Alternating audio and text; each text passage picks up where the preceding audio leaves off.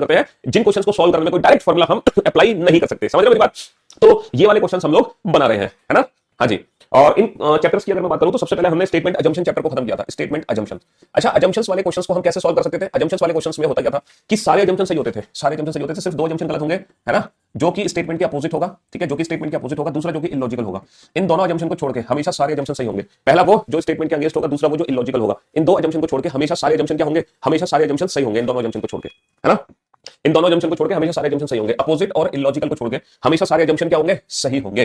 फिर इसके बाद जो टॉपिक हमने पढ़ा था वो पढ़ा था कॉज एंड इफेक्ट। अच्छा, कॉज एंड इफेक्ट में हमें सिर्फ यही आइडेंटिफाई करना होता है कि हमारा जो स्टेटमेंट है वो कॉज है या फिर इफेक्ट है। तो जो घटना पहले घटित होती है वो हमेशा कॉज होता है यानी कि कारण, और जो घटना बाद में घटित होती है वो होता है इफेक्ट यानी कि परिणाम, ठीक है। और इंडिविजुअल कॉज बेटा दो स्टेटमेंट हो नहीं सकते, दो स्टेटमेंट इंडिविजुअल कॉज नहीं हो सकते, ये दोनों अलग अलग कारण नहीं बन सकते। हाँ, ये इंडिविजुअल इफेक्ट हो सकते हैं या तो कॉमन कॉज के या फिर इंडिपेंडेंट कॉज के, है ना। फिर इसके बाद हमने पढ़ा course of action. Course of action में बेटा क्या कर रहे थे हम? कार्यवाही, यानी कि हम निकाल रहे थे सोल्यूशन। क्या निकाल रहे थे? हम निकाल रहे थे सोल्यूशन, यानी कि हल निकाल रहे थे, हल कि हमारा हल क्या निकलेगा, प्रॉब्लम का सोल्यूशन क्या होगा। तो जो सोल्यूशन हमारे वास्तविक जीवन से रिलेटेड है, हमारी रियल लाइफ पर बेस्ड है, वही कोर्स ऑफ एक्शन हमारा सही होगा। और आज जो हम टॉपिक पढ़ेंगे वो पढ़ेंगे स्टेटमेंट आर्गुमेंट। स्टेटमेंट आर्गुमेंट्स यानी कि कथन और तर्क, ठीक है। आज के बाद बेटा आपके तर्क मजबूत होने वाले हैं। आज के बाद आप जब भी आर्गुमेंट करोगे किसी से हमेशा सही आर्गुमेंट करोगे। आज के बाद आपकी जो बातें होंगी ना उनमें एक वजन आ जाएगा, वजन, ठीक है। हाँ जी, भैया अजम्पशन निपटा चुके हैं, कॉज एंड इफेक्ट निपटा चुके हैं, कोर्स ऑफ एक्शन निपटा चुके हैं, और हम करेंगे ओहो, और आज हम क्या करेंगे? आज हम करेंगे स्टेटमेंट आर्गुमेंट कथन और तर्क, ठीक है, कथन और तर्क। चलिए साहब, आर्गुमेंट, कथन और तर्क। तो मेरे दोस्त, मेरे भाई, इस चैप्टर में बेसिकली होगा क्या? स्टेटमेंट जो आर्गुमेंट टॉपिक है, इस टॉपिक में होता क्या है? Statement and argument. Statement and argument topic में होता क्या है? एक सेकंड। स्टेटमेंट एंड आर्गुमेंट, कथन और तर्क, इसको हिंदी में कहते हैं कथन और तर्क।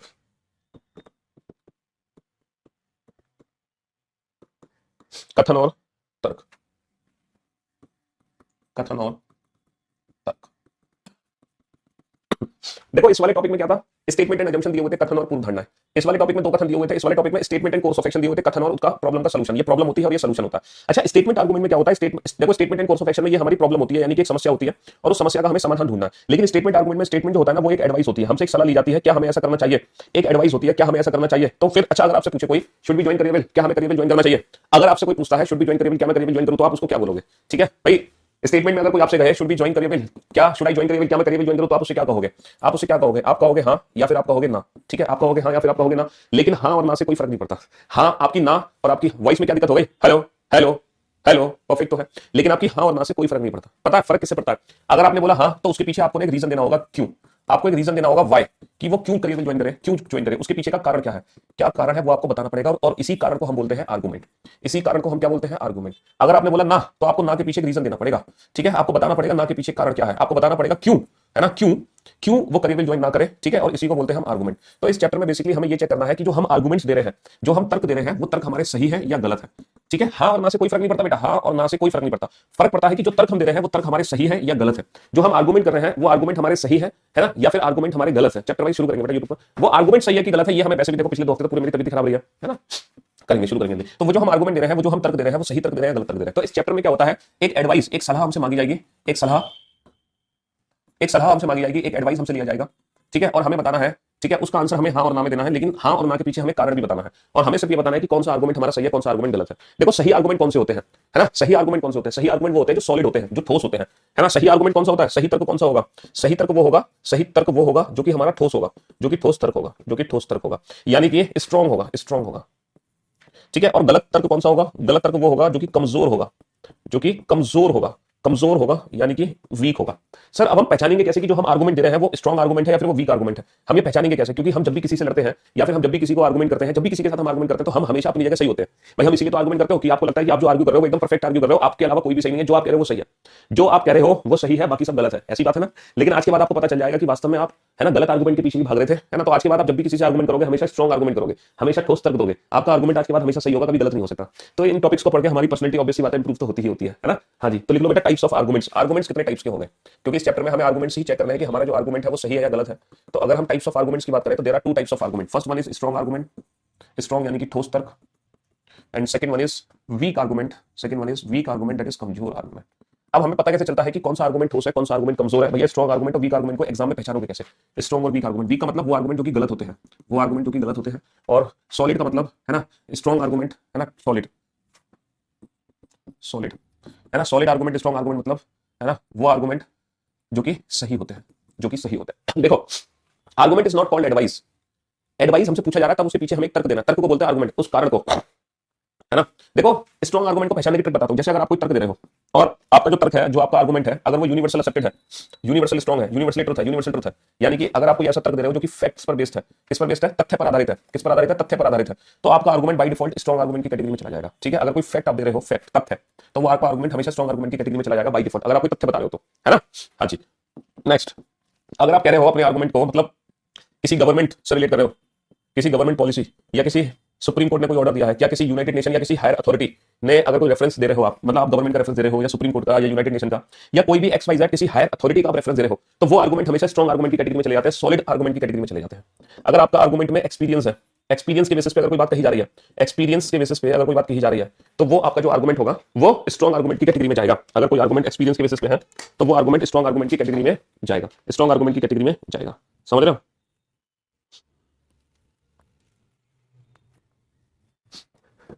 अगर आपके आर्गुमेंट में एक वर्ड यूज हो रहा है दिस इज वन वे, अगर आपके आर्गुमेंट में एक वर्ड यूज हो रहा है दिस इज वन वे, यह एक तरीका है, दिस इज वन वे, यह एक तरीका है, तो आपका आर्गुमेंट स्ट्रॉन्ग आर्गुमेंट की कैटेगरी में जाएगा, सॉलिड आर्गुमेंट की कैटेगरी में जाएगा। अगर आप कह रहे हो ना दिस इज वन वे, यह एक तरीका है, तो आपका आर्गुमेंट स्ट्रॉन्ग यानी कि सॉलिड आर्गुमेंट की कैटेगरी में चला जाएगा। ठीक है। हाँ जी, मैंने कंज्यूमर फॉर्म में रिपोर्ट कर दिया है, बहुत बढ़िया, बहुत बढ़िया किया आपने। हाँ जी बिल्कुल। डाउट बेटा, डाउट सेक्शन में जब भी डाउट भेजा करो ना, तो वहां पे ना प्रॉपर क्वेश्चन भेजा करो विद ऑप्शंस, विदाउट ऑप्शन मत भेजा करो। ठीक है, विदाउट ऑप्शन मत भेजा करो। चलिए बेटा, ये तो स्ट्रॉन्ग आर्गुमेंट को पहचानने की ट्रिक्स है। अब मैं आपको ना वीक आर्गुमेंट की पहचानने की ट्रिक बताता हूं। वीक बेटा, अगर हम कंपैरिजन कर रहे हैं, कंपैरिजन, अगर हम कंपैरिजन कर रहे हैं यानी कि तुलना, तो वो आर्गुमेंट हमेशा वीक होता है। आपके मम्मी पापा अगर आपके पास, आपके मम्मी पापा अगर आज के बाद आपकी तुलना करें ना गुप्ता जी के लड़के से, शर्मा जी की लड़की से, है ना, तो बेटा उनसे कह देना कि मम्मी हमसे वीक बातें मत करो। हमें पता है तुलना करना, कंपैरिजन करना ये वीक आर्गुमेंट है, ये कमजोर लोगों की निशानी है। तो हमसे यूनाइटेड नेशन होता है, यूएन फॉर, तो हमसे कमजोर बातें मत करो।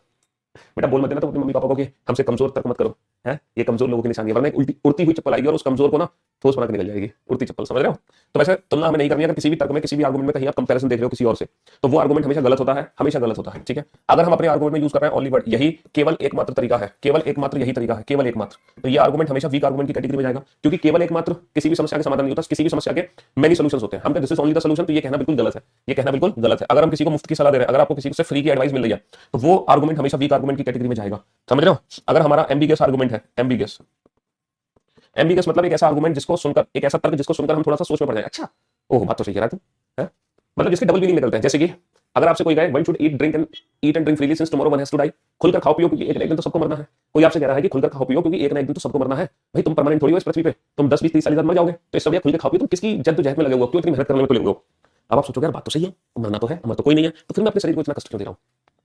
तो अगर ऐसे ही कोई तर्क आपसे कहता है तो वो बिल्कुल कमजोर होंगे, बिल्कुल वीक आर्गुमेंट होंगे। क्योंकि अगर ये बात किसी डायबिटिक पेशेंट के दिल पे लग गई, बेचारे ने बहुत दिनों से रसगुल्ले नहीं खाए थे, गुलाब जामुन, उसने कहा मरना तो है, सही बात है, एक दिन बाद मरेगा, मैं एक दिन पहले मर जाऊंगा, क्या फर्क पड़ता है। उसने 2 किलो गुलाब जामुन आज ही खा लिए, आज ही लपेट दिया उसने 2 किलो गुलाब जामुन, तो बेचारा कम मरना था, वो आज ही निकल गया ऊपर। तो ऐसे आर्गुमेंट जो कि है ना अंतर, मतलब आपके, मतलब जो डबल मीनिंग देते हैं, जिनका अस्पष्ट बातें होती हैं, वो स्पष्ट बातें नहीं होती हैं, क्लियर नहीं होती हैं। ठीक है। तो वो आर्गुमेंट ना हमेशा, मतलब जो आपको क्षण भर के लिए मोटिवेट करते हैं ना, कि जैसे आपको किसी ने एकदम पंप कर दिया, आपके दोस्त ने, तो आप एकदम पंप हो गए और फिर धड़ाम से जाके नीचे जमीन, और जितने ज्यादा पंप होगा उतनी तेजी से नीचे गिरोगे। समझ रहे हो। तो ऐसे जो आर्गुमेंट्स होते हैं ना जो आपको एकदम पंप कर देते हैं, ठीक है, वो आर्गुमेंट हमेशा वीक आर्गुमेंट की कैटेगरी में जाएंगे, वो फालतू की बकवास होती है ना। वो कहते हैं ना क्यों भैया बकवास कर रहा है हमारे सामने, है। चलिए सुपरस्टिशियस, हम अंधविश्वासी नहीं बन सकते। अंधविश्वासी मतलब हमें ना अंधविश्वास नहीं फैलाना है। हम कोई भी ना, जैसे आप टिपिकल हिंदू हैं, आप टिपिकल कुछ भी है, आप टिपिकल इंडियन है, रहो टिपिकल इंडियन, कोई दिक्कत नहीं पड़ता उससे, है ना। लेकिन हम ये चीज ना अपने क्वेश्चन पेपर में नहीं दर्शा सकते। China product should be ban, China के प्रोडक्ट बैन कर देने चाहिए, चाइना के जो प्रोडक्ट हैं वो बैन कर देने चाहिए, है। अब आप तुम कह रहे हो कि पाकिस्तान में आग लगा दो, पाकिस्तान से कोई सामान मत खरीदो, है, तुम टिपिकल इंडियन बन गए। तो ये चीजें ना किताबों में हमें नहीं शो करनी है, तो वहां पर हम प्रॉपर देशभक्ति की भावना को जागृत नहीं कर सकते। वन वे और ओनली वे में फर्क यह है कि जब हम वन वे बोलते हैं तो बोलते हैं यह एक तरीका है। जैसे आपसे कहे कि क्या शुड आई ज्वाइन करियर में, तो आपको वहां करियर ज्वाइन कर ले, क्योंकि अगर तेरे को सक्सेस चाहिए, सरकारी नौकरी चाहिए, तो करियर बिल एक माध्यम है तुझे सरकारी नौकरी दिलाने का, करियर बिल एक माध्यम है, करियर बिल के जरिए, है ना, आप सरकारी नौकरी तक पहुंच सकते हो। तो करियर बिल एक रास्ता है तुम्हारे लिए, करियर बिल एक तरीका है। ठीक है। और वही अगर तुम, तो ये जो तर्क है ना ये सॉलिड होता है, ये सही तर्क है, स्ट्रॉन्ग आर्गुमेंट है। लेकिन अगर आप कुछ ऐसे बोलो कि हाँ तुझे करियर बिल ज्वाइन करना चाहिए क्योंकि करियर बिल ही एकमात्र ऐसी कोचिंग है जो तुझे सरकारी नौकरी दिला सकती है, तो ये आर्गुमेंट वीक आर्गुमेंट हो गया, ये गलत हो गया। क्योंकि करियर ही एकमात्र, करियर बिल ही एकमात्र ऐसी कोचिंग है जो तुझे सक्सेस दिला सकती है, तो ये गलत है। तो केवल एकमात्र वर्ड का यूज नहीं कर सकते। प्यूसर रीजनिंग बहुत अच्छी पढ़ाते हैं, प्यूसर is one of the best teacher, one of the best. लेकिन अगर कहो कि केवल एकमात्र प्यूसर ही रीजनिंग पढ़ाते हैं अच्छी, और कोई दुनिया में रीजनिंग नहीं पढ़ाता, तो ये गलत बात है। समझ रहे हो। तो ये गलत बात है। हाँ जी, तो ये गलत बात है। तो केवल एकमात्र बोलने में और एक तरीका बोलने में फर्क है ना। तो ये कुछ चीजें हैं जो हमें आर्गुमेंट को पहचानने में हमारी मदद करती हैं, हमारे आर्गुमेंट्स को पहचानने में हमारी मदद करती हैं। अब बाकी चीज तो हम प्रैक्टिकल क्वेश्चन से समझेंगे, क्योंकि इन चैप्टर्स में कोई फॉर्मुला तो देखो लगता नहीं है। जब हम क्वेश्चन बनाएंगे तो एक्चुअल में जानेंगे कि एग्जाम में क्वेश्चन पूछे किस तरह से गए हैं, क्योंकि जिस तरह से एग्जाम में क्वेश्चन पूछे गए हैं, फिर हम देखेंगे जो मैंने आपको ट्रिक समझाई है आर्गुमेंट को पहचानने की, क्या वो ट्रिक काम कर भी रही है कि नहीं कर रही। वो जो ट्रिक मैंने आपको बताई है वो काम कर रही है कि नहीं कर रही, जरा चेक करो। हाँ जी।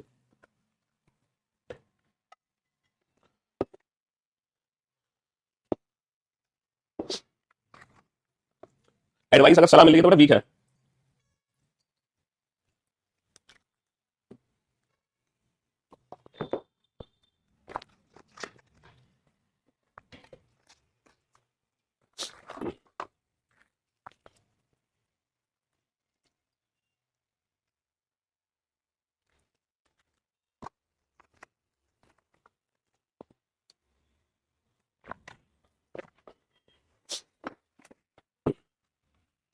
क्या है स्टेटमेंट, क्या कहना चाह रहा है स्टेटमेंट तुमसे?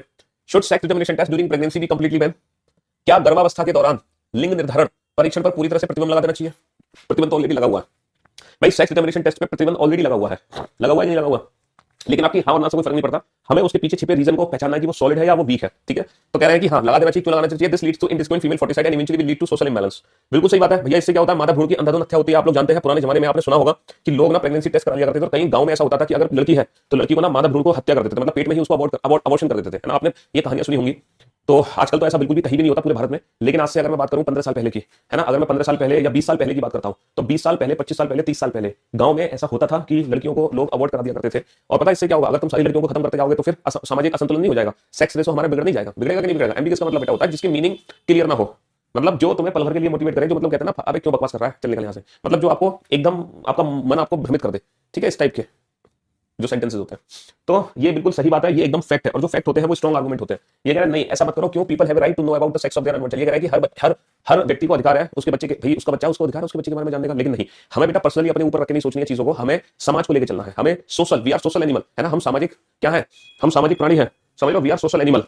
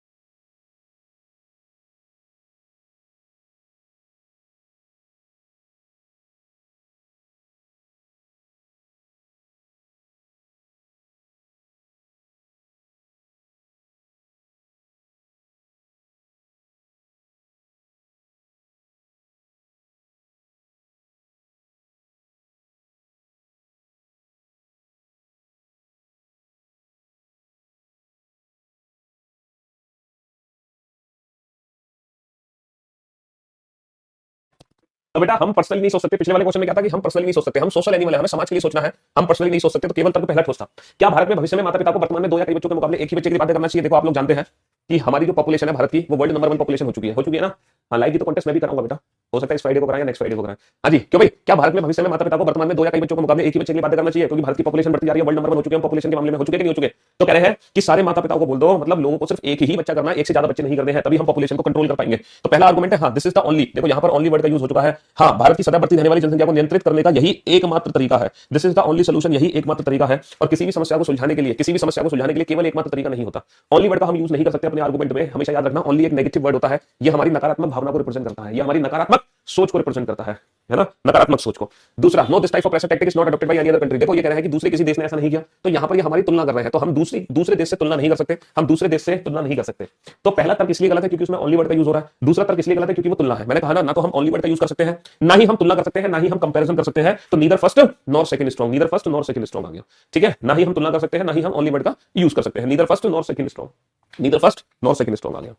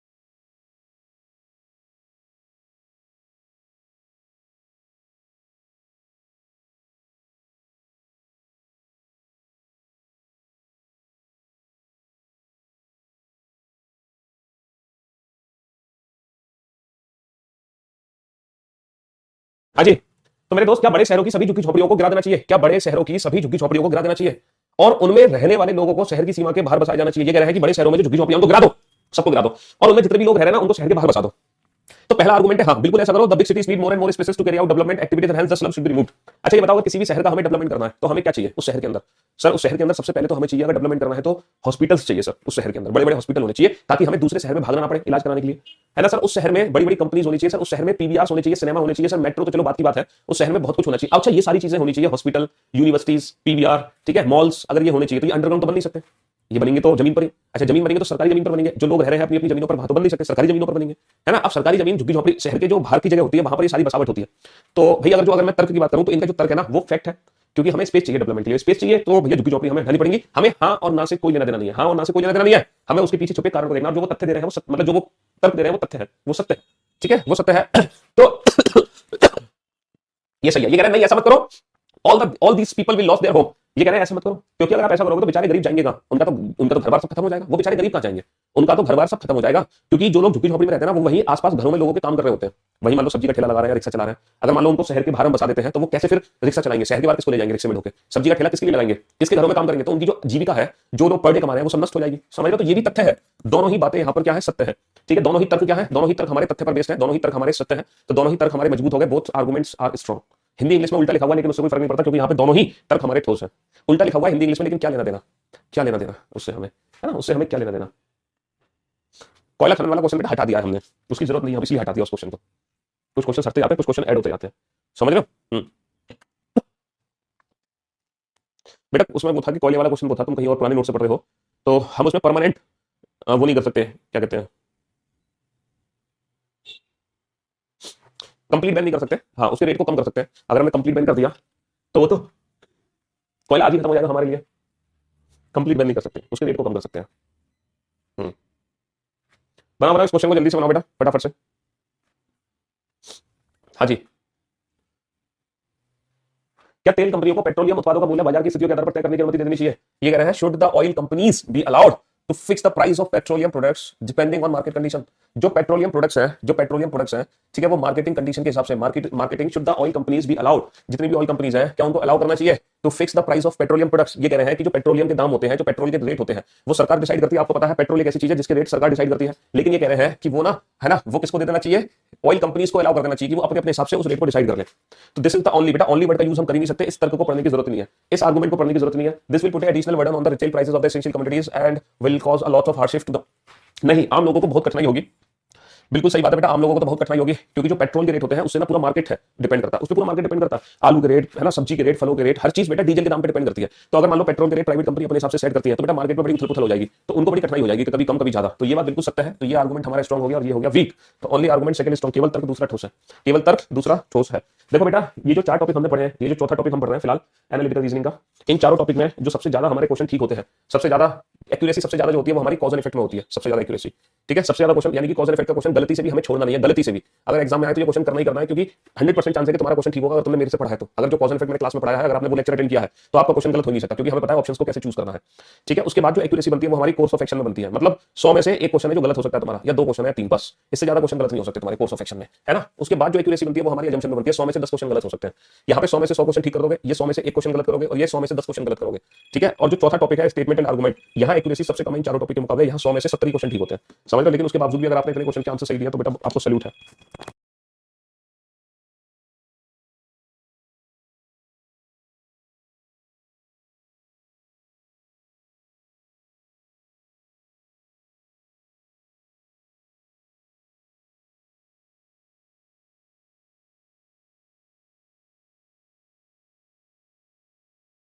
हाँ जी बेटा जो वीक आर्गुमेंट है ना वो गलत आर्गुमेंट होता है, सीधी सी बात है।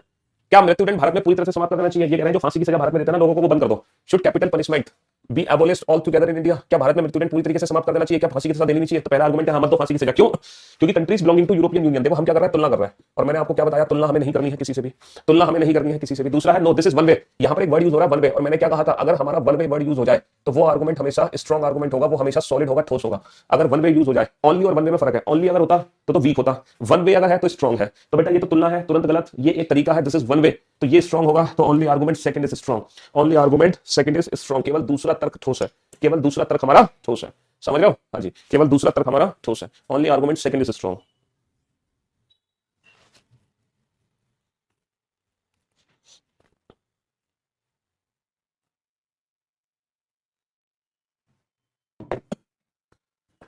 बेटा इन टॉपिक्स में कुछ नहीं है, जो क्लास में क्वेश्चन करा रहा हूं ना, सिर्फ आप उन्हीं क्वेश्चन को 3 बार कर लो, क्लास में कराए गए क्वेश्चन को ही 3 3 बार कर लो बस, क्लास में कराए गए क्वेश्चन को ही 3 3 बार कर लो। क्या तंबाकू बनाने वाली कंपनी द्वारा प्रतिनिधित्व पर प्रचार पर रोक लगा देनी चाहिए? दाने दाने में केसर का नाम।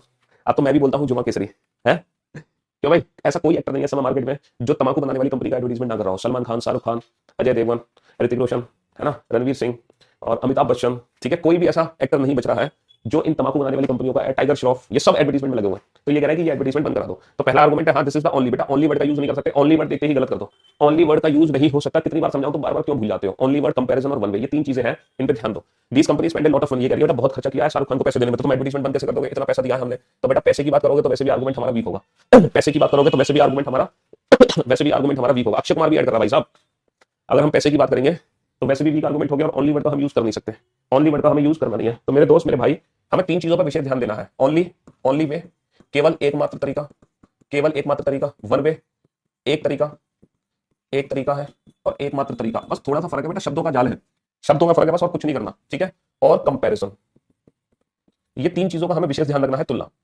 ये 3 चीज बहुत यूज होती है, समझ रहे हो? यह एक तरीका है, यह एक तरीका की बात, कंपैरिजन, ये वीक आर्गुमेंट होगा, और ये हमारा वीक आर्गुमेंट होगा, और ये हमारा होगा स्ट्रॉन्ग आर्गुमेंट, ठीक है। वीक वीक और स्ट्रॉन्ग, ये 3 चीजें विशेष ध्यान रखो, क्योंकि बेटा आर्गुमेंट के जो भी हम आर्गुमेंट्स करते हैं उनमें इन 3 चीजों का अक्सर यूज होता है, उनमें इन 3 चीजों का अक्सर यूज होता है। मुझे लग रहा है आज के लिए सिर्फ इतना ही काफी है, बाकी हम इस चैप्टर को कल कंटिन्यू करेंगे। मैंने 6 क्वेश्चन कराए, 6, हमने 6 क्वेश्चन किए हैं, और इन 6 क्वेश्चन में से, इन 6 क्वेश्चन में से अगर आप लोगों के बेटा, अगर आप लोगों का एक भी क्वेश्चन ठीक है देन यू आर गुड, अगर आपके 2 क्वेश्चन ठीक है then you are very good, अगर आपके 3 क्वेश्चन ठीक थे देन यू आर परफेक्ट, आप में किसी भी प्रकार की कोई कमी नहीं है, अगर आपके 4 5 या 6 क्वेश्चन ठीक थे देन यू आर सुपर्ब। अब आप देखो आप किस कैटेगरी को बिलोंग करते हो, और कल हम क्या करेंगे, कल इसी टॉपिक को कंटिन्यू करेंगे। तो अगर आप आज आप गुड थे तो कल वेरी गुड बनोगे, वेरी गुड थे तो परफेक्ट बनोगे, है ना, इस तरीके से। चलिए, love you all, good bye, thank you so much, मिलते हैं आप लोगों से कल, शुक्रिया। किशन, क्या हाल चाल भी आप लोगों के? बढ़िया, फर्स्ट क्लास, जानदार एकदम झकास। लाल, रामलाल, उर्वशी, सागर, प्रहलाद, हाँ जी, रौनक, सोमनाथ, कैसे भाई आप सभी? बढ़िया, फर्स्ट क्लास, शानदार, जानदार एकदम झकास। हाँ जी, मजे आ रहे हैं आप लोगों के? अब तो थोड़ा सा मौसम चेंज हो गया है, और है ना, जो विंटर है, जो ठंड है, वो लगभग लगभग जा चुकी है, गर्मियां आ चुकी है, क्यों भाई? है, मौसम में परिवर्तन हुआ है, लेकिन आप लोग अपनी पढ़ाई में कोई परिवर्तन नहीं रखना, जिस जोर शोर से पढ़ाई कर रहे थे उसी जोर शोर से कंटिन्यू रखना, और इसी तरीके से आगे, और ठीक है, और एफर्ट लगाना और मेहनत करना, क्योंकि बस यही साल है ना, जो आपकी मेहनत की साल है, और इस साल मेहनत करके अगर आप कुछ कर गए तो बेटा आपको सिर्फ एक सरकारी नौकरी नहीं लगती है। आपको पता नहीं है कि ये जो नौकरी है, ये जो गवर्नमेंट जॉब है, इससे मतलब ये क्या चीज है, ये सिर्फ आपके लिए नहीं है, ये आपके पूरे परिवार के लिए है। सोचो आपकी आने वाली पीढ़ी, है ना, आपके बच्चे, उनके बच्चे, आपके माँ बाप, आपके, मतलब एक पूरा का पूरा सर्कल चेंज हो जाता है जब हम किसी अच्छी नौकरी पे पहुंच जाते हैं, तो वो पूरा सर्कल चेंज हो जाता है। हमारा फैमिली बैकग्राउंड, हमारे, ठीक है, हमारी जो इज्जत है, रेपो है हमारे समाज में, है ना, उसमें भी परिवर्तन आ जाता है, और बहुत थोड़ा सा फर्क होता है बेटा बेरोजगार और रोजगार में, ठीक है, और पूरा का पूरा नजरिया चेंज हो जाता है लोगों का आपकी तरफ से, है ना। तो बस थोड़ी सी मेहनत है, ज्यादा मेहनत नहीं है, मेहनत सारे बच्चे करते हैं, लेकिन होता क्या है कि कंसिस्टेंसी नहीं होती, वो रेगुलरिटी नहीं होती। तो कंसिस्टेंसी, रेगुलरिटी, ये होना बहुत जरूरी है। अगर ये आपके अंदर है तो फिर सिलेक्शन लेने से कोई नहीं रोक सकता। 2 चीजें हमेशा होनी चाहिए, एक तो पेशेंस होना चाहिए, मतलब आपके अंदर थोड़ा पेशेंस, धैर्य जरूर होना चाहिए। कोई भी चीज बहुत जल्दी नहीं मिलती है, ठीक है, हाँ जी, वक्त लगता है चीजों को पकने में, है ना, वक्त लगता है। ऐसा नहीं कि आपने आज तैयारी शुरू करी परसों आपकी नौकरी लग जाएगी, किसी को सफलता इतनी जल्दी नहीं मिलती, थोड़ा समय लगता है, ठीक है, और लेकिन जब मिलती है तो उसका मजा ही कुछ और होता है, समझ रहे हो? हाँ जी सर, मैं दिल्ली में हूँ, मेरे पेट में दर्द हो, मुझे किस हॉस्पिटल में दिखवाना चाहिए प्लीज सर? अरे पेट में दर्द है तो पहले किसी फिजिशियन को दिखा लो अपने आसपास जो आपके फिजिशियन है ना, सीधा कि तुम हॉस्पिटल में एडमिट हो जाओगे, हैं? क्यों भाई? पेट में दर्द बहुत सारी चीजों से हो सकता है, हम दिल्ली में रहते हैं, उल्टा सीधा खाने से हमारे पेट में दर्द हो जाता है, गैस्ट्रिक प्रॉब्लम हो सकती है, कोई भी दिक्कत हो सकती है, तो इतनी टेंशन काहे ले रहे हो भाई? है, किसी फिजिशियन के पास जाओ, उसको दिखा लो, लेकिन केमिस्ट से दवाई मत लाना डायरेक्ट, केमिस्ट के पास पहुंचे दवाई खरीद ली कि भाई केमिस्ट एक पेट की दर्द की गोली दे दे, ये मत करना। चलिए साहब, तो मेरे दोस्त, मेरे भाई, हम लोग क्या पढ़ रहे थे? हम लोग पढ़ रहे थे स्टेटमेंट्स वाले क्वेश्चंस, और स्टेटमेंट वाले क्वेश्चंस में हमने कल आर्गुमेंट्स वाले क्वेश्चन करे थे, है ना। कौन से वाले क्वेश्चन करे थे? आर्गुमेंट्स वाले क्वेश्चंस किए थे, और स्टेटमेंट आर्गुमेंट के हमने 5 क्वेश्चन किए थे कल। कितने क्वेश्चन किए थे? 5 क्वेश्चन किए थे। हमने चेक भी किया था कि आप लोगों का लेवल क्या चल रहा है, कितने बच्चे ऐसे हैं, है ना। 5 नहीं 6 क्वेश्चन हमने किए थे, ठीक है। मैंने आपको बताया था कि आपका लेवल क्या है, आप गुड है, आप वेरी गुड है, आप परफेक्ट है, या फिर आप सुपर कैटेगरी में बिलोंग करते हैं। जो भी कल की कैटेगरी रही आपकी, आज आप पूरी कोशिश करना कि कल वाली कैटेगरी को थोड़ा इंप्रूव कर सको, है ना। कल वाली कैटेगरी को थोड़ा इंप्रूव करने की कोशिश करना। और एनालिटिकल रीजनिंग में एक्यूरेसी 100% नहीं होती है, जैसे बाकी जो रीजनिंग हम पढ़ते हैं वहां पे तो हमारी एक्यूरेसी एकदम 100% होती है, लेकिन यहाँ पर एक्यूरेसी 100% नहीं होती है ना। हाँ जी बेटा देखो, कुछ बच्चे सोच रहे हैं कि मैं 10 घंटे डेली पढ़ता हूँ, मैं 6 घंटे डेली पढ़ता हूँ, तब भी मेरा सिलेक्शन नहीं हो रहा, तब भी मुझे डर लगता है। देखो, आपको 6 घंटे डेली, 10 घंटे डेली, 50 घंटे डेली से मतलब नहीं है कि आप कितने घंटे डेली पढ़ रहे हो। मैटर ये करता है कि जो आप पढ़ रहे हो फ्रूटफुल है कि नहीं है, समझ रहे हो। ऐसा नहीं कि आप बस 10 घंटे किताब खोलकर बैठे हो लेकिन समझ कुछ नहीं आ रहा, रिजल्ट आउटपुट जीरो। हमें वो पढ़ना चाहिए जिसका मैक्सिमम आउटपुट निकले, है ना। हमें अपने पढ़ने के तरीके को बदलना पड़ेगा कि जो आप पढ़ रहे हो वो दूसरे दिन उसका आउटपुट भी आना चाहिए, समझ रहे हो। देखो जो भी टॉपिक्स हम पढ़ते हैं ना, तो उन टॉपिक्स की सबसे ज्यादा जरूरी होती है टॉपिक वाइज प्रैक्टिस लगाना, ठीक है। पहले हम कोई भी टॉपिक तैयार कर लेते हैं, फिर हम क्या करते हैं कि अगर हमारे पास है ना चैप्टर वाइज कोई भी बुक है, जैसे रीजनिंग की तो चैप्टर वाइज आपके पास मेरी वाली बुक होगी, इस बुक के अलावा कोई बुक की जरूरत नहीं है, तो जो भी मैं टॉपिक करा देता हूं आप ये किताब खोलो, ठीक है, और उस टॉपिक के सारे प्रश्न हल कर लो। हालांकि इस टॉपिक में मैक्सिमम मतलब बहुत खतरनाक लेवल तक के क्वेश्चन है, बट आपको हर क्वेश्चन का सलूशन दिया हुआ है, तो फिर आपको पता चलेगा कि जो आपने चैप्टर पढ़ा और हम कितने क्वेश्चन, मैं सिर्फ इस रीजनिंग की बात नहीं कर रहा, इंग्लिश में भी, जीएस में भी, और इवन मैथमेटिक्स की तो आप लोग प्रैक्टिस करते हो, उसमें कोई शक नहीं है, लेकिन जितनी प्रैक्टिस आप मैथमेटिक्स में करते हो उतनी प्रैक्टिस आप बाकी सब्जेक्ट्स में नहीं करते हो। ये आपकी बहुत बड़ी गलती है। आपको हर सब्जेक्ट पे इक्वली फोकस रखना चाहिए, क्योंकि पता नहीं कौन सा सब्जेक्ट आपका वीक हो, है ना, और जो वीक सब्जेक्ट हमारा होता है ना उस पर हमें ज्यादा ध्यान देना चाहिए, ज्यादा ध्यान देना चाहिए, ताकि जब हम अपनी कमजोरियों को पूरा कर लेंगे तो सिलेक्शन लेने से कोई रोक नहीं पाएगा, है ना। हाँ जी, हमारे कोई वीक पॉइंट्स नहीं होना चाहिए। तो पहले हमें टॉपिक वाइज पढ़ना चाहिए, फिर हमें उसकी टॉपिक वाइज प्रैक्टिस करनी चाहिए, और जब हमारा सारा सिलेबस कंप्लीट हो जाए फिर हमें मॉक टेस्ट लगाने चाहिए। मॉक टेस्ट हमें लगाने चाहिए जब हमारा सिलेबस कंप्लीट हो जाए, जब तक सिलेबस कंप्लीट ना हो तब तक मॉक टेस्ट मत लगाओ, है ना, क्योंकि फिर कोई फायदा नहीं होता, फिर हम डिमोटिवेट हो जाते हैं। रीजनिंग के मॉक टेस्ट मैंने आपको अपने टेलीग्राम चैनल पे दिए हुए हैं, बाकी आप आजकल बहुत सारी ऑनलाइन एप्लीकेशंस हैं जो मॉक टेस्ट कराती है, तो आप वो एप्लीकेशन ज्वाइन कर सकते हो, अपना रिजल्ट वहां पे देख सकते हो कि आपकी रैंक क्या चल रही है, आप किस टॉपिक में स्ट्रॉन्ग है, किस टॉपिक में वीक है, ये सारी चीजें आपको मॉक टेस्ट से पता चलती रहती है, ठीक है। ये वाला क्वेश्चन हम करा चुके हैं, सातवां क्वेश्चन, ये तो करा चुके हैं, सातवां क्वेश्चन है। यहाँ तो 6 क्वेश्चन करे हमने। एक सेकंड, गड़बड़ हो गई, ये मैंने जो पीडीएफ है ना वो पुरानी पीडीएफ लगा दी, एक सेकंड। ये वाला क्वेश्चन क्योंकि मैं करा चुका था, 1 2 3 4 5 6, एक सेकंड, पीडीएफ बेटा मैंने दूसरी लगा दी, मुझे पीडीएफ चेंज करनी पड़ेगी, जस्ट वेट।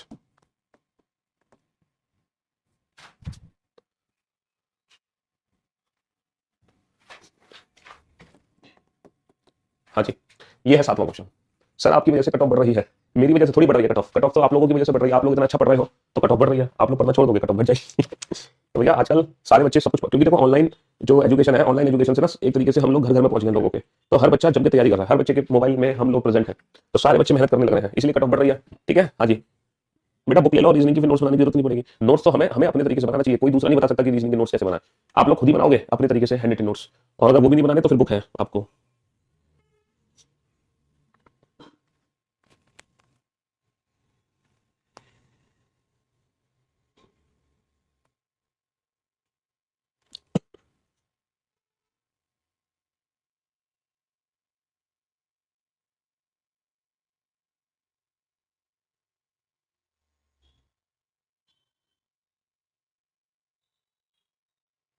हाँ जी, तो बेटा क्वेश्चन है क्या निजी क्षेत्रों में, निजी क्षेत्रों का मतलब समझते हो, निजी क्षेत्रों का मतलब प्राइवेट सेक्टर, क्या प्राइवेट सेक्टर में भी, क्या प्राइवेट सेक्टर में भी कमजोर वर्ग बेटा, यहाँ पे ईडब्ल्यूएस की बात हो रही है, इकोनॉमिक वीकर सेक्शन, है ना, के लिए आरक्षण को बढ़ावा देना चाहिए। जैसे कि आप लोग जानते हैं कि ईडब्ल्यूएस वालों को ना कुछ रिजर्वेशन मिल जाता है, जो गरीब बच्चे हैं उनको ना कुछ रिजर्वेशन मिलता है गवर्नमेंट जॉब में, है ना, जिनके पास ईडब्ल्यूएस का सर्टिफिकेट होता है उनको रिजर्वेशन कुछ मिलता है। तो कह रहे हैं कि प्राइवेट सेक्टर में भी ईडब्ल्यूएस वालों को रिजर्वेशन मिलना चाहिए।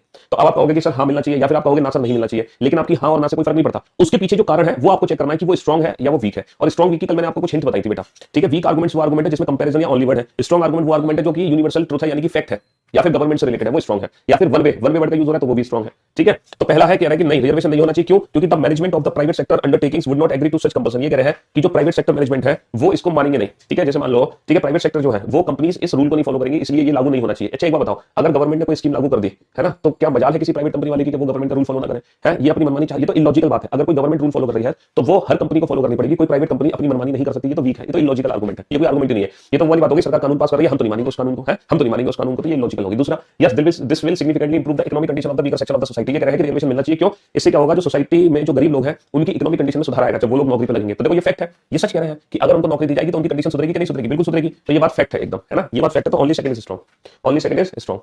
चलिए next, should liquor companies be held, है ना, liable for alcohol related accident cause by under age youth. ये क्या कह रहे हैं, क्या कम उम्र के युवाओं द्वारा की जाने वाली शराब से जुड़ी दुर्घटनाओं के लिए शराब कंपनी को जिम्मेदार ठहराना चाहिए। ये कह रहे हैं कि आजकल के जो बच्चे हैं वो शराब पी लेते हैं, जैसे 17 साल का, 18 साल का, 19 साल का है, लीगल एज क्या है अल्कोहल पीने के लिए, शायद मेरे ख्याल से 21 एज है। तो बच्चे क्या करते हैं 17 16 15 साल में ही, जैसे कॉलेज में बाहर गए, है ना, उन्होंने शुरू कर दी। फिर क्या होता है, जब नादान बच्चे शराब पी लेते हैं, झिलती है नहीं उनसे, फिर वो क्या है, एक्सीडेंट हो गया मान लो कोई उनसे, या कोई भी दुर्घटना हो गई XYZ दारू पीकर, शराब पीकर, तो ये कह रहे हैं उसके लिए जिम्मेदार ना शराब कंपनी को ठहराना चाहिए। अच्छा बेटा कौन सी पी कर आया तू, वो तो चलो उस पर केस करते हैं। तो जिस ब्रांड की वो पी कर आ रहा है उस ब्रांड पे केस किया जाएगा शराब कंपनी पर। ये कह रहे हैं कि ऐसा करना चाहिए, अगर ऐसा होता है तो कह रहे हैं हाँ बिल्कुल ऐसा होना चाहिए, शराब कंपनियों पर केस होना चाहिए, बिल्कुल शराब कंपनियों पर केस होना चाहिए। क्यों, क्योंकि they don't advertise the consequences of consuming alcohol. ये कह रहे हैं शराब कंपनी पर होना चाहिए, है ना, शराब कंपनी पर केस होना चाहिए, क्योंकि वो एडवर्टाइजमेंट नहीं करते हैं कि शराब पीना कितना हानिकारक है। देखो मैंने ऐसा सुना है कि हर शराब की बोतल पर लिखा रहता है कंज्यूमिंग अल्कोहल, ठीक है, इज इंजीरियस टू हेल्थ, ठीक है, they don't advertise the consequences of the consuming alcohol. ये बात गलत है, वो तो फुल एडवर्टाइजमेंट करते हैं कि injurious alcohol is injurious to health, ऐसा कुछ। आजकल तो आप कोई मूवी देखोगे तो मूवी में अगर कोई सीन है जिसमें अल्कोहल लिया जा रहा है तो नीचे लिखा जाता है consuming alcohol is injurious to health, है ना। हाँ जी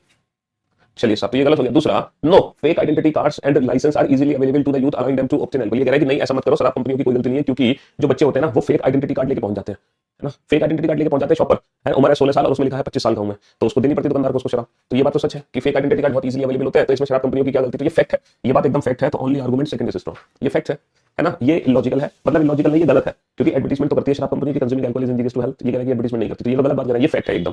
ठीक है, हमें हाँ और ना से कोई लेना देना नहीं है। मैंने कल भी समझाया था कि हमें हाँ और ना से कोई लेना देना नहीं है। मुकेश का ऐड देखा होगा आप सभी ने, मुकेश को जानती होगा, है ना, तो हमें हाँ और ना से कोई लेना देना नहीं है, उसके पीछे छिपे रीजन से लेना देना है, उसके पीछे छिपे रीजन से लेना देना है। चलिए साहब नेक्स्ट क्वेश्चन पे आइए, बनाइए इस क्वेश्चन को, जल्दी से बनाओ।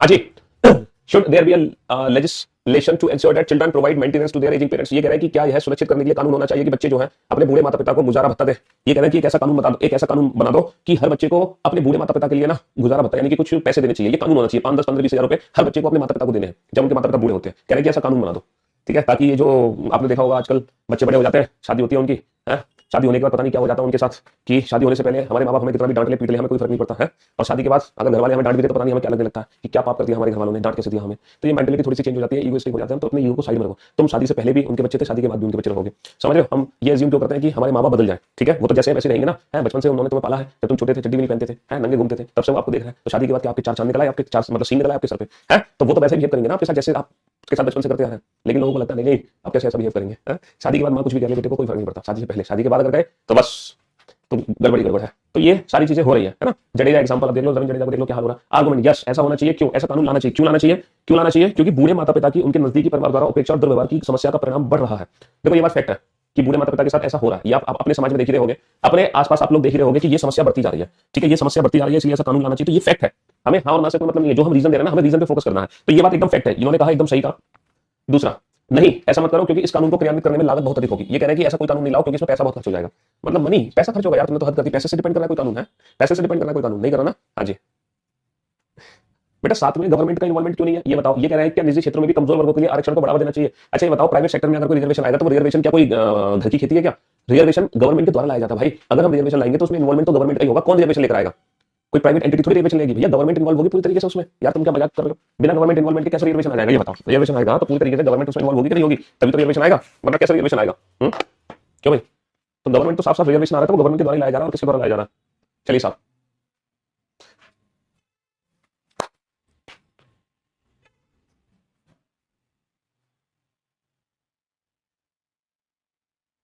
मैं उस क्वेश्चन को जल्दी से, हमने सिलेबस बीओडी से कंप्लीट कर लिया, अच्छी बात है, बीओडी से कंप्लीट कर लिया तो कोई टेक्निकल फॉल्ट नहीं है, सबका कमेंट आ रहा है। नाम ले लो, क्यों नाम ले ले भाई, किस खुशी में नाम ले ले, कौन से तुमने झंडे गाड़िया से तुम्हारा नाम लिया जाए, है? क्या राष्ट्रीय अंतरिक्ष अनुसंधान कार्यक्रमों के लिए दी जा रही निधि को गरीबों की जरूरत को पूरा करने के लिए खर्च कर देना चाहिए? ये कह रहे हैं कि जो इसरो को पैसे दिए जा रहे हैं, है ना, स्पेस रिसर्च प्रोग्राम जो चलाए जा रहे हैं, उनमें जो पैसा खर्च हो रहा है वो किसको दे दो? गरीबों को दे दो। ये कह रहे हैं इसरो में मान लो कई हजार करोड़ रुपए खर्च हो रहे हैं एक साल में, तो वो 1000 करोड़ रुपए गरीबों को दे दो, कम से कम गरीबों का भला होगा। तुम करी क्या रहे हो? कौन सा हम मंगल पे जाकर रहने वाले हैं, कौन सा हम चांद पे जाकर रहने वाले हैं, तो खामखा क्यों उसके चक्कर में लग रहे हो, अंतरिक्ष के चक्कर में, जिसका कोई अता पता नहीं है, जिसका ना कोई स्टार्टिंग पॉइंट है ना कोई एंड पॉइंट है, तो खामखा क्यों पैसे वेस्ट कर रहे हो? ये कहना चाह रहे हैं। लोगों की अपनी अपनी राय होती है, कह रहे हैं कि क्यों खामखा पैसे खर्च कर रहे हो। जब 1000 करोड़ की मूवी बनती है तो उनसे नहीं कहा जाता कि 1000 करोड़ की मूवी क्यों बनाती, गरीबों में पैसे बांटते थे, लेकिन कह रहे हैं कि इसरो में क्यों खर्च कर रहे हो हजारों करोड़ रुपए, गरीबों को बांटो, कम से कम उनका भला हो जाएगा। तो पहला आर्गुमेंट है हाँ बिल्कुल ऐसा करना चाहिए, गरीबों में पैसे बचने चाहिए, इसरो में पैसे नहीं जाने चाहिए, क्योंकि our budget for space research is lower than that of other countries, so we can not compete with them. ये कह रहे हैं कि देखो कर दो, गरीबों को दान कर दो, पता है क्यों? क्योंकि हमारे पास उतना बजट तो है नहीं कि हम रशिया को, चाइना को टक्कर दे रहे, यूएसए को टक्कर दे रहे, तो इससे बढ़िया हम उनको टक्कर तो दे नहीं सकते, तो खामखा क्यों हम चक्कर में पड़ रहे हैं, तो वो पैसा गरीबों को दे देना चाहिए, है? देखो यहाँ पर दूसरे देश से कंपैरिजन की तुलना हो रही है, मतलब कंपैरिजन हो रहा है दूसरे देशों से, तो जब तुलना हो रही है दूसरे देशों से तो ये आर्गुमेंट तो वैसे भी वीक होते हैं, समझ लो, ये आर्गुमेंट तो वैसे भी वीक होते हैं। दूसरा, no communication satellite help to provide service like telemedicine so people in rural area. देखो ये कह रहे हैं कि जो इसरो में पैसा खर्च हो रहा है ना वो फालतू वेस्ट नहीं हो रहा है, उस पैसे से गरीबों को मदद भी मिल रही है। जैसे सैटेलाइट यूज हो रही है, भाई इसरो ने सैटेलाइट लगाई तो टेलीफोन कनेक्शन आया गांव गांव में, आजकल गांव गांव में हम टेलीफोन कनेक्शन देख पा रहे हैं, आजकल गांव गांव में हम न्यूज चैनल देख पा रहे हैं, टीवी देख पा रहे हैं, तो ये सब उसी की तो देन है, सैटेलाइट की देन है। तो इनका कहने का मतलब है कि इसरो में जो पैसा खर्च हो रहा है ऐसा नहीं है कि फालतू जा रहा है, उससे गरीबों को लाभ मिल रहा है डायरेक्टली और इनडायरेक्टली। तो वो ऐसा, तो ये बात एकदम फैक्ट है, ये एकदम फैक्ट है भैया, एकदम तथ्य पर बेस्ड है। तो only argument second is strong, only argument second is strong. हाँ जी, कुछ दिनों से डिप्रेशन में हो, पढ़ाई करने का मन नहीं करता। ओके, डिप्रेशन में हो, आपके पापा क्या करते हैं भाई? है आपके पापा मेरे ख्याल से कई कंपनीज के ओनर होंगे, करोड़ों रुपया होगा तुम्हारे पास, लग्जरी कार्स होंगी, BMW ऑडी, तभी वही बच्चे डिप्रेशन में जाते हैं जिनके पास ये सब कुछ है। गरीबों के बच्चों को कभी डिप्रेशन नहीं आता। तो हाँ जी, एंजाइटी डिप्रेशन उन्हीं को होता है जिनके पास खूब पैसा है। हाँ जी, गरीबों को ऐसी बीमारी नहीं होती कि अमीरों की बीमारियां। हो सकता है कि तुम्हारे पास सब कुछ है तो सही बात है, डिप्रेशन में चले जाओगे, क्यों तुम्हारा पढ़ने का मन करेगा? तो तुम्हारे घर में BMW है, ऑडी है, करोड़ों रुपया है, तो क्यों पढ़ाई करने का मन तो उनका करता है ना, जिनको अपनी अपने परिवार की कंडीशन को सुधारना है, जिनके अपना अपने घर का स्टेटस यहाँ से उठा के यहाँ पहुंचाना। पढ़ेंगे तो वो, मेहनत तो वो करेंगे, और तुम मेहनत करके करोगे भी क्या? क्या घाटा देने वाली सरकारी एयरलाइन का विलय करके उन्हें क्या बताना चाहिए? कह रहे हैं कि should loss incurring government airlines B मर्ज। जैसे आपने देखा होगा बैंक में क्या हुआ था, है ना, बैंक में क्या हुआ था, सारे बैंक्स आपस में मर्ज हो रहे थे भैया, सारे बैंक्स आपस में मर्ज हो रहे थे ना, तो वैसे ही कह रहे हैं कि जो एयरलाइंस है ना, जो गवर्नमेंट एयरलाइंस घाटे में चल रही है उनको आपस में मर्ज कर देना चाहिए। कह रहे हैं कि हाँ कर देना चाहिए, क्यों? हाँ के पीछे का रीजन सुनो। The merger will pour their resources allowing them to expand their services and be more competitive with the private and foreign airlines. ये कह रहे हैं, अब देखो यहाँ पर भी तुलना है, लेकिन ये जो कंपैरिजन है ये पॉजिटिव वे में है। आप लोग एक चीज को अच्छे से समझना, ये कंपैरिजन पॉजिटिव तरीके से है, ये मत कहना कि सर यहाँ पे तो कंपैरिजन हो रहा है, ये गलत बात है। ये दूसरे तरीके का कंपैरिजन है, ये दूसरे तरीके की तुलना है। बेसिकली ये एक फैक्ट है, बेसिकली ये जो बात है ना, ये फैक्ट है। एक होता है कि कंपैरिजन करा के तुम्हें एडवाइस दी जाती है, एक होता है कि कंपैरिजन करा के तुम्हें फैक्ट दिया जाए। तो ये फैक्ट है बेटा, ये तथ्य पर बेस्ड है कि विलय से उनके संसाधन इकट्ठे हो जाएंगे। एक और एक 11 का सुना है आपने? एक और एक कितने होते हैं? दो नहीं होते, एक और एक 11 होते हैं, कहते हैं ना, एक से भले दो, दो से भले चार। तो वही चीज है कि जब हम एक और एक मिल जाएंगे तो एक और एक 11 बन जाएंगे, हमारे रिसोर्सेज इकट्ठे हो जाएंगे, हमारी सेवाएं बढ़ जाएंगी, और फिर हम और अच्छी तरीके से उभर सकेंगे। तो ये बात एकदम फैक्ट है। कह रहे नहीं मर्ज मत करो, क्योंकि the merger will result in loss of job. ये कह रहे हैं कि अगर आप एयरलाइंस को मर्ज कर दोगे ना तो लोगों की नौकरियां चली जाएंगी। भाई साहब, जब गवर्नमेंट ये जो बैंक्स थी ये आपस में मर्ज हुई थी तो किसी की नौकरी नहीं गई थी। ये किसने कह दिया कि मर्ज होने के बाद नौकरियां चली जाती है? नौकरी किसी की नहीं जाती है। ये बात एकदम झूठ है, गलत है, नौकरी किसी की नहीं आती है आफ्टर मर्जर। ठीक है, हाँ जी, उतने ही एम्प्लॉय काम करते हैं जितने दोनों कंपनीज में अलग अलग थे। समझ लो, मर्ज करने से ऐसा थोड़ी है तुम्हें जॉब से निकालेंगे, जॉब से नहीं निकालते, किसी को जॉब से नहीं निकालते। समझ लो, किसी को जॉब से नहीं निकालते। Should the admission to professional courses in India be given only on merit without any concession to any particular group of students? क्या भारत में प्रोफेशनल कोर्सेज में प्रवेश विद्यार्थियों के किसी विशेष समूह को कोई रियायत दिए बिना सिर्फ मेरिट पर दिया जाना चाहिए? ये कह रहे हैं कि जो प्रोफेशनल कोर्सेज होते हैं, professional courses like BTech, MBA, MBBS, ठीक है, ये जो प्रोफेशनल कोर्सेज हैं इनमें सिर्फ मेरिट के आधार पर एडमिशन होना चाहिए, इसमें कोई रिजर्वेशन नहीं लगना चाहिए, ना तो ईडब्ल्यूएस का रिजर्वेशन होना चाहिए, ना किसी कास्ट का कोई रिजर्वेशन होना चाहिए, विदाउट एनी रिजर्वेशन। ठीक है, professional course, at least professional courses में कोई रिजर्वेशन नहीं होना चाहिए, बीटेक, एमबीए, एमबीबीएस में। तो आपकी हाँ और ना से फर्क नहीं पड़ता है, उसके पीछे छिपे रीजन को पकड़ो। कह रहे हैं कि हाँ ऐसा होना चाहिए, क्यों होना चाहिए? This will improve the quality of the professionals as they will be able to complete the courses successfully. ये कह रहे हैं कि ऐसा होना चाहिए, इससे क्या होगा कि जो प्रोफेशनल्स निकलेंगे ना उसकी क्वालिटी इंप्रूव हो जाएगी, उनकी क्वालिटी इंप्रूव हो जाएगी, क्योंकि वो अपना कोर्स ना बहुत सक्सेसफुल तरीके से कंप्लीट करके आएंगे। जब आप मेरिट के बेसिस पे डॉक्टर इंजीनियर बनाओगे तो वो अपना कोर्स सक्सेसफुली कंप्लीट करके आएंगे, तो जितने भी डॉक्टर इंजीनियर निकलेंगे वो सारे वेल ट्रेंड होंगे, प्रोफेशनल जितने मतलब सारे एकदम बढ़िया होंगे।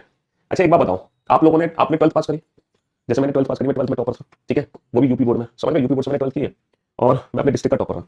तो मुझे एक बात बताओ, अगर मैंने 12th करी, फिर मैंने 12th के बाद मैंने बीटेक में एडमिशन लिया, मैंने बीटेक में एडमिशन लिया, ठीक है, बीटेक मैंने करी लखनऊ से, लखनऊ में मैं रहा हूँ 4 साल, है ना, बीबीडी एनआईटीएम जो डीम्ड यूनिवर्सिटी है, उस यूनिवर्सिटी से मैंने बीटेक की हुई है। तो मैं 12th में टॉपर था, सही है, बहुत अच्छी बात है, मैं 12th में टॉपर था, फिर मैंने बीटेक में एडमिशन लिया। बीटेक फर्स्ट ईयर में भी मेरी क्लास में सबसे ज्यादा नंबर थे, लेकिन बीटेक सेकंड ईयर में हम अपने दोस्ती यारी में पढ़ गए। फिर तो वन नाइट स्टडी, है ना, one night last night study वाला प्लान होता है, जिस दिन पेपर होता है उससे एक रात पहले हम पढ़ रहे थे सेकंड ईयर में। और मैं अपने सारे दोस्तों को, मैंने पढ़ाने की आदत मेरी शुरू से थी, है ना, सारे दोस्त बैठ जाते थे, मैं खुद पढ़ता था पहले और फिर दूसरों को पढ़ाता था, लेकिन एग्जाम से 2 दिन पहले ये हालत हो गई थी, है ना, वही हालत मेरी थर्ड ईयर में रही, तो हमारा स्कोर कम हो गया फाइनली में, हालांकि मैंने फिर से सुधार कर लिया। लेकिन ये किसने कह दिया कि अगर आप इंटेलिजेंट हो, अगर आपके 12th में मार्क्स अच्छे हैं, तो आप ये गारंटी कैसे ले सकते हो कि आप वो प्रोफेशनल कोर्स बहुत अच्छे तरीके से करोगे? भाई आप गलत संगति में भी पढ़ सकते हो, है ना, भाई ग्रेजुएशन में आगे आप बिगड़ गए, भले आप कितने भी इंटेलिजेंट क्यों ना हो, अगर आप 12th तक अच्छे नंबर लेकर आए हो तो ये थोड़ी कोई गारंटी है कि आप ग्रेजुएशन में भी अच्छे मार्क्स लेकर आओगे? तो ये गारंटी कैसे ले सकते हो कि तुम अपना कोर्स सक्सेसफुली कंप्लीट कर लोगे?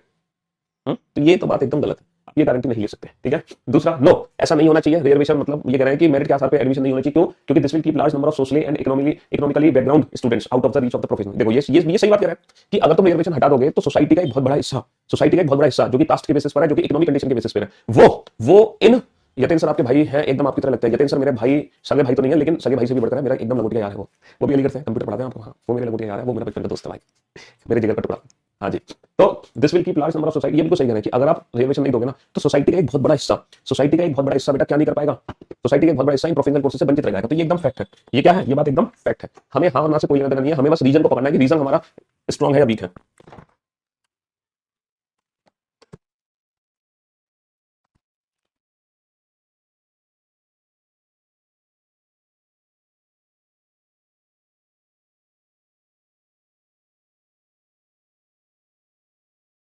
मैं बीओडी से क्लासेस करता हूं, मेरे पास बुक नहीं है, आप क्लास में जितना क्वेश्चन कराते हैं वही क्वेश्चन रिपीट करता हूं, तो क्या सफिशिएंट है? हाँ, अगर आप सिर्फ क्लास के क्वेश्चन ही कर रहे हो तो वो भी सफिशिएंट है, लेकिन ईमानदारी से। बाकी मेरे टेलीग्राम चैनल से मिक्स क्वेश्चन जो मैंने दी हुई है उसकी प्रैक्टिस जरूर कर लेना, है ना। हाँ जी, तो मेरे दोस्त मेरे भाई कह रहे हैं should all the private sector bank be immediately merge with the public sector bank. ये कह रहा है कि जितने भी प्राइवेट सेक्टर बैंक है उनको सरकारी बैंक में मर्ज कर दो, उनको सरकारी बैंक में मर्ज कर दो। कह रहे हैं ऐसा मत करो, क्यों? The private sector banks are profit making entities and hence they should not be merge. ये कह रहे हैं कि ऐसा मर्ज मत करो क्योंकि जो प्राइवेट सेक्टर बैंक है ना वो प्रॉफिट मेकिंग एंटिटीज है, मतलब वो ज्यादा प्रॉफिट कमाती है, तो उनको सरकारी बैंक में मर्ज मत करो। ये किसने कहती है? प्राइवेट बैंक ज्यादा प्रॉफिट कमाती है, दो चार प्राइवेट बैंक है वो ज्यादा प्रॉफिट कमाती है, बाकी सरकारी बैंक सबसे ज्यादा प्रॉफिट मेकिंग एंटिटीज है। तो ये गलत बात है, ये कोई स्ट्रॉन्ग रीजन नहीं है ना, ये फैक्ट नहीं है, ये तथ्य पर आधारित नहीं है। दूसरा, yes this will safeguard the hard earn money of the. ये कह रहा है कि हाँ मर्ज कर दो प्राइवेट सेक्टर को सरकारी बैंक में, क्योंकि फिर लोगों का पैसा ना सेफ हो जाएगा। भाई साहब, बैंक दुनिया की कोई भी हो, चाहे सरकारी हो चाहे प्राइवेट हो, कहीं भी तुम्हारा पैसा सेफ नहीं है। अगर बैंक डूबी तो पैसा डूबा, बैंक आपके पैसे की कोई गारंटी नहीं लेती है, चाहे वो सरकारी हो चाहे वो प्राइवेट हो। जो फैसिलिटी प्राइवेट में, जो रूल और रेगुलेशन प्राइवेट के लिए, वही रूल रेगुलेशन सरकारी के लिए है। बैंक कोई भी हो, दोनों के लिए रूल रेगुलेशन सेम होते हैं। ऐसा नहीं कि सरकारी के लिए अलग रूल्स है और प्राइवेट के लिए अलग रूल्स है, दोनों को आरबीआई गवर्न करती है, चाहे वो प्राइवेट बैंक हो चाहे वो सरकारी बैंक हो। Telegram channel reasoning bye Piyush wars ने, टेलीग्राम चैनल की लिंक मेरे यूट्यूब चैनल पर मिल जाएगी। यूट्यूब चैनल की किसी भी वीडियो को खोलोगे उसके डिस्क्रिप्शन में जाना, वहां टेलीग्राम चैनल की लिंक आपको मिल जाएगी। चलिए साहब, नेक्स्ट।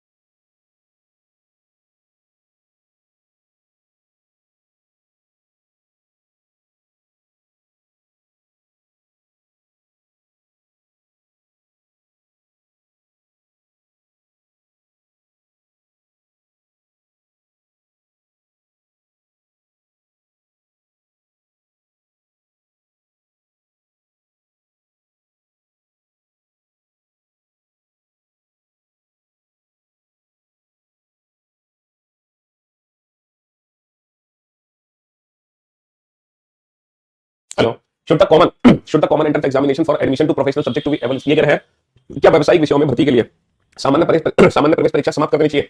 आपको पता है आप बीटेक में एडमिशन लेते हो, आप है ना एमबीबीएस के लिए जा रहे हो, आप बीटेक के लिए जा रहे हो, आप एमबीए के लिए जा रहे हो, तो वहां पे क्या होता है? हमारा कॉम्पिटिटिव एग्जाम होता है। कह रहे हैं तो वो जो कॉम्पिटिटिव एग्जाम्स है ना ये बंद कर दो, ये कॉम्पिटिटिव एग्जाम्स बंद कर दो। कह रहे हैं कि हाँ बिल्कुल कर दो बंद, क्योंकि this will save a lot of money. पैसा, देखो पैसे की बात तो हमें कभी करनी नहीं होती है, कोई भी रूल रेगुलेशन जब लाते हैं तो पैसे की बात हमें बिल्कुल नहीं करनी होती है।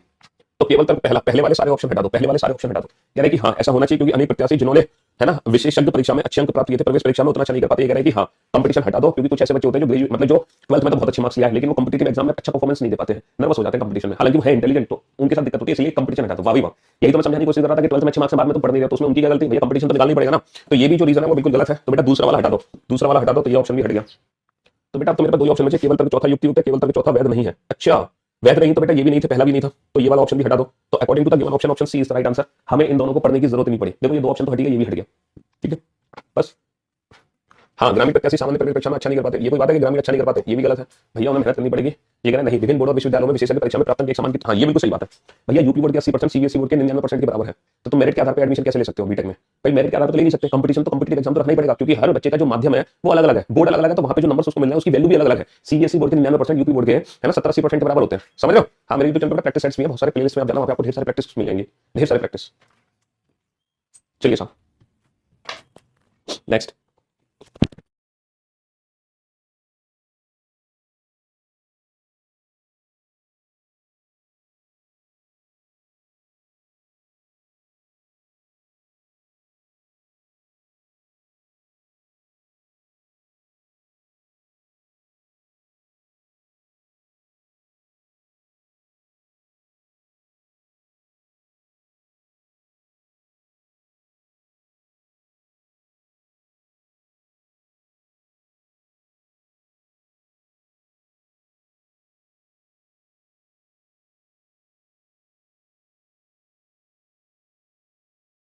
हाँ जी, क्या यह आवश्यक है कि शिक्षा को व्यवसाय में होना चाहिए? Is it necessary that education should be business oriented? ये कह रहे हैं एजुकेशन को बिजनेस ओरिएंटेड बना दो। हाँ बना दो, क्योंकि the purpose of education is to prepare people for earning a living. ये कह रहे हैं कि हाँ शिक्षा का उद्देश्य लोगों को जीविकोपार्जन के लिए तैयार करना है। देखो शिक्षा का उद्देश्य लोगों को जीविकोपार्जन के लिए तैयार करना, कंफ्यूज हो गए? हाँ ये सही है, ये गलत भी हो सकता है, आगे बढ़ते हैं। हाँ, शिक्षित व्यक्ति को शिक्षा पूरी करने के बाद अपने पैरों पर खड़ा होना चाहिए, है ना? नहीं, शिक्षा केवल ज्ञान प्राप्ति के लिए, ये बिल्कुल गलत है। शिक्षा केवल ज्ञान प्राप्ति के लिए होना चाहिए तो गलत बात है। भैया शिक्षा आप ले रहे हो तो क्या सिर्फ ज्ञान प्राप्ति के लिए ले रहे हो? हैं? आप सरकारी नौकरी की तैयारी कर लो इसलिए तो शिक्षा ले रहे हो, तो बेटा तीसरा वाला तो हटा ही दो, तीसरा वाला तो हटा ही दो। और जब तुम तीसरा वाला हटा दोगे, जब तुम तीसरा वाला हटा दोगे तो पहला वाला तो अपने आप सही हो गया, जब तुम तीसरा वाला हटा दोगे तो पहला वाला तो अपने आप सही हो गया, है ना? चौथा देखो, चौथा चौथा अपने आप गलत हो गया, चौथा अपने आप गलत हो गया, किसी भी ऑप्शन में चौथा प्रेजेंट नहीं है, दो ऑप्शन बचे, इन दोनों में चौथा है नहीं। नहीं, कोई कृषि कार्य भी कर सकता है जहां शिक्षा आवश्यक नहीं है। बेटा ऐसे कैसे आवश्यक नहीं है शिक्षा? ऐसे कैसे आवश्यक नहीं है? कृषि करने में भी शिक्षा की जरूरत है। कैसी करने में भी शिक्षा की जरूरत है। शिक्षित व्यक्ति को शिक्षा पूरी करने के बाद अपने पैरों पर खड़ा होना चाहिए। An educated person should be able to stand on his feet after completing his education. तो यहाँ पर दोनों सही है, सही बात है भैया। आप शिक्षा ले क्यों रहे हो? अपने पैरों पर खड़े होने के लिए तो शिक्षा ले रहे हो, हाँ? अपने पैरों पर खड़े होने के लिए तो शिक्षा ले रहे हो, और किस लिए ले रहे हो शिक्षा? क्या भारतीय फिल्मों से गानों को हटा देना चाहिए है भैया? जो भारतीय फिल्म है उनमें लंबे लंबे गाने होते हैं, 8-8, 10-10, 20-20 गाने होते हैं, उन सारे गानों को हटा दो, यानी कि हटा दो। पहला करके हाँ, हॉलीवुड की फिल्मों में देखो, कंपैरिजन हमें नहीं करना, हॉलीवुड की फिल्मों में क्या है क्या नहीं है उससे हमें क्या लेना देना, हम तो इंडियन फिल्म की बात करेंगे ना। तो जो पहला तर्क वाले ऑप्शन है, जो पहले तर्क वाले ऑप्शन है वो सारे हटा दो। तो जो पहले तर्क वाले ऑप्शन सारे हटा दो तो बचा क्या हमारे पास? हमारे पास बचा क्या? नहीं नहीं नहीं, ये ऑप्शन बच गया, ये भी बच गया। ओहो, एक सेकंड, ये दो ऑप्शन हट गए, दो ऑप्शन बच गए, हमें दूसरा तर्क देखना ही पड़ेगा। ठीक है, नहीं गाने फिल्मों की लंबाई बढ़ाने में मदद करते हैं। अभी ये भी गलत बात है, लंबाई बढ़ाने से हमें क्या लेना देना? पिक्चर की लंबाई बढ़ जाएगी तो हमें क्या लेना देना भाई? 2 घंटे की पिक्चर होनी चाहिए, ताबड़तोड़ होनी चाहिए। 4 घंटे की पिक्चर है, बकवास पिक्चर है, तो हम क्या करेंगे उसको देखकर? तो गाने पिक्चर की लंबाई से थोड़ी कोई पिक्चर हिट होती है यार, पिक्चर की लंबाई से थोड़ी कोई पिक्चर हिट होती है। बताओ, पिक्चर की लंबाई से हिट होती है कोई picture? Should rock shows be allowed to run till midnight at tourist place? क्या है, क्या रॉक शो को पर्यटन स्थलों पर आधी रात तक चलाने की अनुमति दे देनी चाहिए? जैसे गोवा आप जाते हो घूमने, तो कहते हैं कि जो रॉक शो चलते हैं गोवा में ना आधी रात तक चलने चाहिए, क्योंकि वहाँ टूरिस्ट अगर घूमने आ रहे हैं तो मौज मस्ती करने आ रहे हैं, तो कम से कम वहाँ तो रॉक शो चलने चाहिए आधी रात तक है। तो कह रहे हैं कि हाँ बिल्कुल चलने चाहिए, क्योंकि रॉक शो के कारण अधिक पर्यटक आते हैं और पर्यटन स्थलीय अर्थव्यवस्था के लिए बढ़िया है। देखो ये फैक्ट है, जैसे हम टूरिस्ट प्लेस में घूमने के जाते हैं भैया, मेंटली रिलैक्समेंट के लिए जाते हैं, मौज मस्ती के लिए जाते हैं, तो कहते हैं कि अगर रॉक शो वगैरह चलेंगे तो भैया पर्यटन बढ़ेंगे तो अर्थव्यवस्था बढ़िया होगी। ये बात एकदम फैक्ट है, इसमें कोई दिक्कत नहीं है। कह रहे हैं कि नहीं ऐसा मत करो, क्योंकि पर्यटन के कारण स्थानीय परंपराओं को नुकसान होता है। बेटा अगर पर्यटन के कारण अगर स्थानीय परंपराओं को नुकसान होता है तो फिर पर्यटन कराया क्यों जा रहा है? फिर पर्यटन कराया क्यों जा रहा है? पर्यटन तो इसलिए करा रहे हैं ना ताकि अर्थव्यवस्था फायदा हो। कोई स्थानीय परंपरा को नुकसान थोड़ी पहुंचा रहा है पर्यटन से। सरकार चाहती है घूमो एडवर्टाइजमेंट करती है उस राज्य का, इस राज्य का।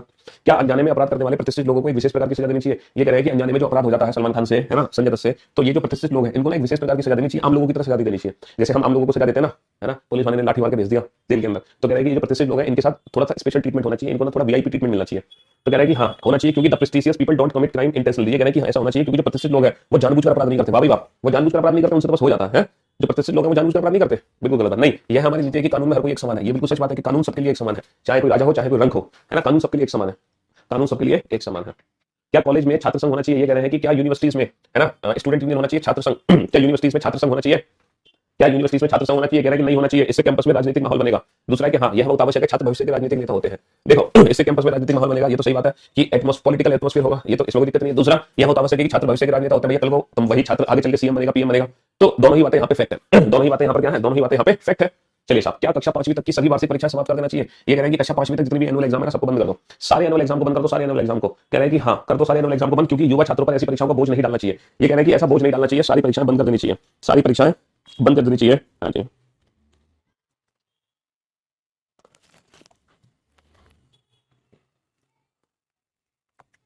हाँ जी, युवा छात्रों पर ऐसी परीक्षाओं का बोझ नहीं डालना चाहिए। मतलब ये कह रहे हैं कि परीक्षा का बोझ मत डालो, मतलब परीक्षा का बोझ मत डालो, उनको ऐसी पास कर दो, परीक्षा का बोझ मत डालो। छात्र गंभीरता से अध्ययन नहीं करेंगे क्योंकि उन्हें अगली कक्षा में स्वतः पदोन्नति मिलेगी। सही बात है बेटा, कोई छात्र गंभीर नहीं होगा, अगर आपको पता चला है आपका प्रमोशन ऐसी आप प्रमोट हो रहे हो बिना किसी एग्जाम दिए, तो फिर वो सीरियसनेस आएगी नहीं आपके अंदर, बिल्कुल भी नहीं आएगी सीरियसनेस।